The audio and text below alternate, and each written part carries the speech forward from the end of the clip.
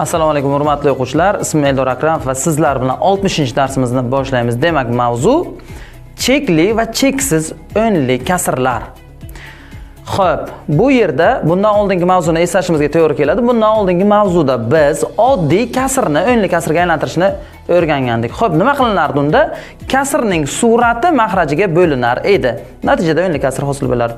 Lekin buni qarangki, barcha kasrlarni ham o'nli kasrga aylantirib bo'lmas ekan. Ya'ni barcha kasrimizni ham suratini mahrajga bo'lganda o'sha bo'lish tugayvermas ekan.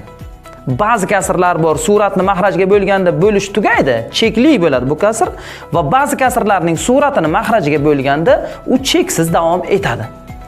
Xo'p, buni qanday ajratib olish mumkin? Buni qisqacha tushuntirib o'tishga harakat qilaman. Kasrning mahrajini tub ko'paytiruvchilarga ajratganda, yana qaytaraman, kasrning mahrajini tub ko'paytiruvchilarga ajratganda faqat 2 dan iborat bo'lsa yoki faqat 5 dan iborat bo'lsa, yo 2 va 5 lardan iborat bo'lsa, bunday kasr chekli bo'ladi. Tasavvur qiling, 17 taqsim 8 ni olaylik. Mahraj nechi? 8. 8 ni tub ko'paytiruvchilarga ajratsak, faqat 2 dan tashkil topgan. Demak, bu chekli kasr bo'lar ekan. Yoki 36 taqsim 25 ni olaylik. Mahraj 25, 25 ni tub ko'paytiruvchilarga ajratganda faqat 5 dan tashkil topgan. Demak, bu ham chekli kasr bo'lar ekan. Demak, yuqorida aytib o'tganimizdek, kasrning mahrajini tub ko'paytiruvchilarga ajratganda faqat 2 dan tashkil topsa, yo faqat 5 dan tashkil topsa, yo 2 va 5 lardan tashkil topsa, bunday kasrlar chekli bo'ladi. Ya'ni suratni mahrajiga bo'lganimizda bo'lish qachondir tugaydi. Aks holda mahrajni tub ko'paytiruvchilarga ajratganda deylik 3 qatnashsa yo 7 qatnashadigan bo'lsa, 2 va 5 dan boshqa istalgan to'p son qatnashsa, bunday kasrlar cheksiz davom etadi. Xo'p, bu darsimizning nazariy qismi edi. Ana endi amaliy qismga o'tamiz. Qani ketdik. Xo'p, davom etamiz o'quvchilar. Ana endi amaliy qismga o'tamiz. Demak, mavzu chekli va cheksiz o'nli kasrlar degan mavzu. Xo'p, bu nima degani? Bundan oldin ko'rib o'tdik. Oddiy kasrni o'nli kasrga aylantirish.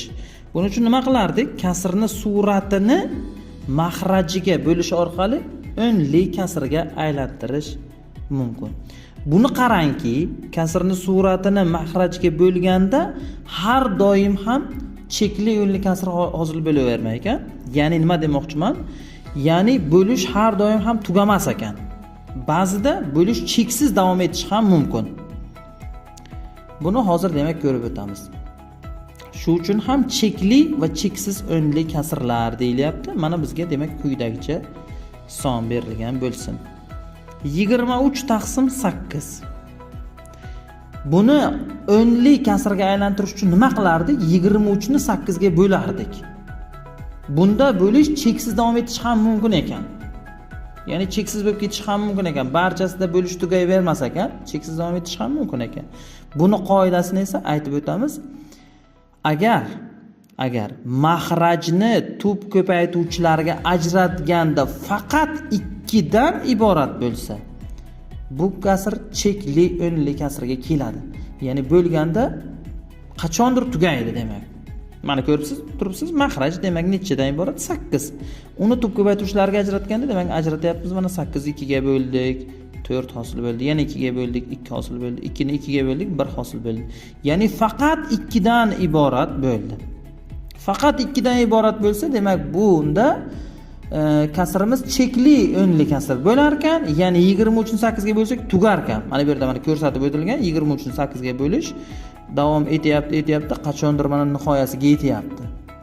Tugayapti ya'ni.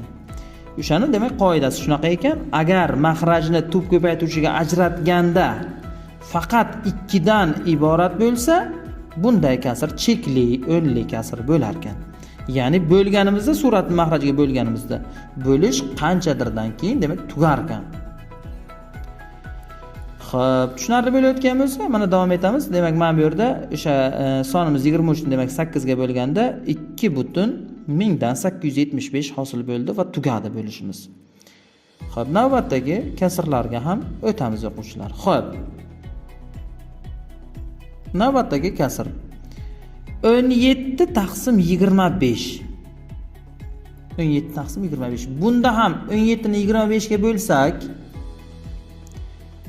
Shu o'nli kasrimiz chekli bo'ladimi yo cheksiz bo'ladimi? Shuni demak ko'rib o'tamiz.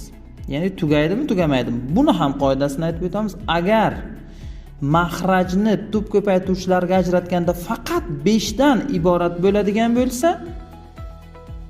bu ham chekli bo'ladi. Ya'ni bo'lish qachondir tugaydi. Demak, yuqorida ikkita qoida bo'lyapti-da hozircha. Faqat 2 dan iborat bo'lsa ham tugar ekan, faqat 5 dan iborat bo'lsa ham tugar ekan. Mana 25 ni tub ko'paytiruvchiga ajratamiz. 25 ni 5 ga bo'lamiz. 5 bo'ladi 5 ga bo'lamiz, 1 hosil bo'ldi. Demak, faqat 5 dan iborat bo'ldi. Bunaqa holatda ham bo'lish tugar ekan, ya'ni kasrimiz chekli o'nli kasr bo'lar ekan. Demak, mana bu yerda 17 ni 25 ga bo'lish ko'rsatib o'tilgan. Endi 17 ni 25 ga bo'lganda 17 shundoq ham qoldi hisoblanadi. Ya'ni 17 ni 25 ga bo'la olmaymiz. Shuning uchun 0 butun qilib, mana orqasiga 0 berilgan. 170 qilingan, 6 ta bor va hokazo, demak davom etgan. Natijada mana bo'lish tugayapti-da, 0 butun 100 dan 68 tugayapti. Qoidani yana bir marta aytib o'taman. 25 ni tub ko'paytiruvchiga ajratganda, ya'ni mahrajni tub ko'paytiruvchilarga ajratganda faqat 5 dan iborat bo'lsa ham demak chekli bo'lar ekan, ya'ni tugar ekan bo'lishimiz. Va 3-qoidamiz ham bor. Hozir ko'rib o'tamiz. Xo'sh, mana yana bir bizga kasr berilgan bo'lsin. 61 taqsim 50. 3-qoida bo'ladi demak bu.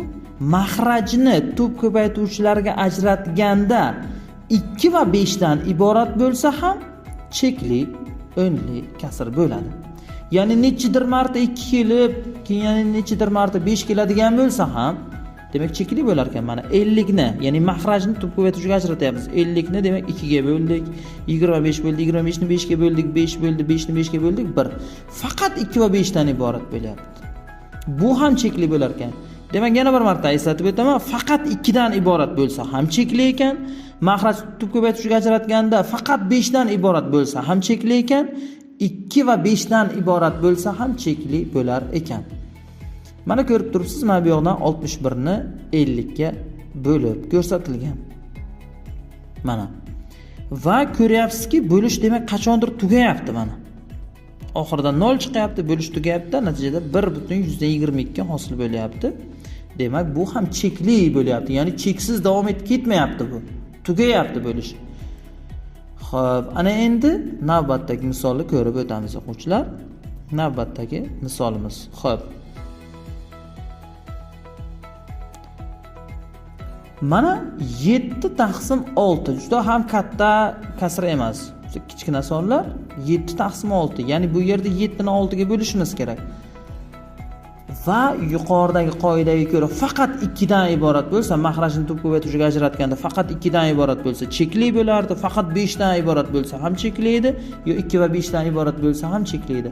Qolgan har qanday holatda, ya'ni 2 dan 5 dan boshqa bitta bo'lsa ham son kelib qolsa, mana 3 mi, 7 mi, 11 mi, qandaydir tub son qatnashib qolsa, mahrajni tub ko'paytiruvchiga ajratganda u cheksiz kasrga aylanadi. Mana mahrajni 6 ni tub ko'paytiruvchiga ajratamiz. 6 ni 2 ga bo'ldik, 3 hosil bo'ldi, 3 ni 3 ga bo'ldik, 1 hosil bo'ldi. Ya'ni tub ko'paytiruvchilarga ajratganda 2 va 3 dan iborat bo'ladi. Bitta 3 kelishini o'zi kifoya qiladi cheksiz bo'lishiga. Chunki chekli bo'lish uchun 3 ta holat mavjud edi. Yo faqat 2 dan iborat bo'lishi kerak edi, yo faqat 5 dan iborat bo'lishi kerak edi, yo 2 va 5 dan iborat bo'lishi kerak edi. Mana 3 qatnashib qoldi, demak bu o'z-o'zidan bu kasr cheksiz bo'ladi. Ya'ni 7 ni 6 ga bo'lganimizda u bo'lishimiz cheksiz davom etadi va hech qachon tugamaydi. Mana ko'rib turibsiz, mana bo'lish qilingan bu yoqqa bir xil davriy ravishda ketib qoladi, demak tugamaydi. Shuning uchun ham mana 1.6 davrida 6 ketyapti. Demak, cheksiz takrorlanyapti.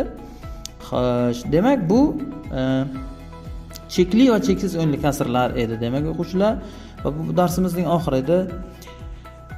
Birinchi navbatda darsimizni kamida 10 marotaba ko'rishni maslahat beraman. Shunda ham qanaqadir savollar bo'ladigan bo'lsa, ushbu raqamga Telegram orqali savollaringizni yo'llashingiz mumkin. Va men barcha savollaringizga javob berishga harakat qilib ko'raman. Siz bilan Eldor Akramov, keyingi darslarda ko'rishguncha.